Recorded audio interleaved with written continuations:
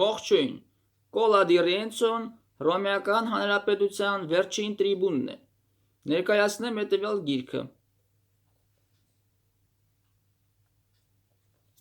Գրքի հեղինակը Ստանիսլավ Ժիտկով, Ռիմսկի տրիբուն։ Գիրքը հրատարակել է Դեսկա լիտերատուրա հրատարակչությունը 1976 թվականին։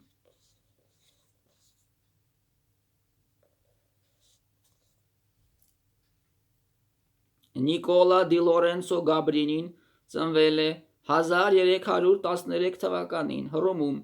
Պանդոկապանի և լվացքահարուհու ընտանիքում։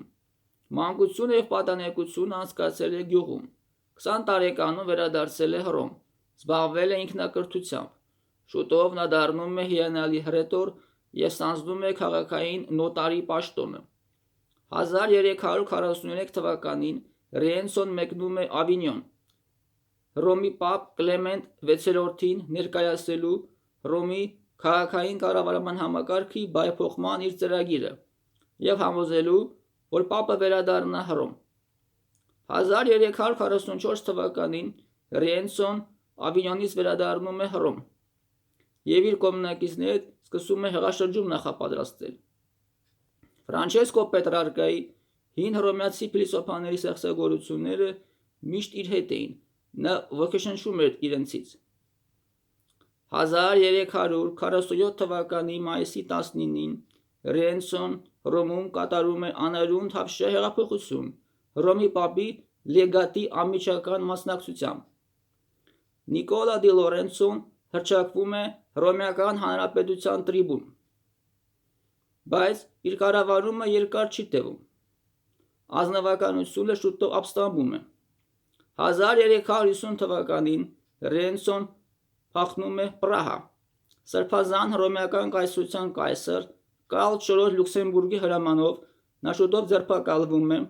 մեղադրվում հելետիկոսության մեջ և 1352 թվականին հանձնվում է Կլեմենտ VI պապին։ Ինոկենտիոս VI պապը 1354 թվականին Ռենցոյի նշանակում է Հռոմի սենատոր։ Ռենցոն վերադառնում է Հռոմ, ճնշում է ազնվականների ապստամբությունը, բայց շուտով 1354 թվականի հոկտեմբերի 8-ին Հռոմում սկսում է նոր ապստամբություն Կոլոննա տոհմի ղեկավարությամբ։ Նիկոլա դի Լորենցոն Կապիտոլիումից փախչելիս ձերբակալվում է և սպանվում։ Ստանիսլավ Ժիտկովը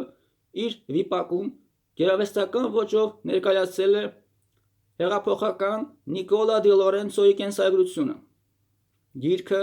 հետաքրքիր կլինի հին Հռոմի պապերի պատմությամբ հետաքրքրվողներին։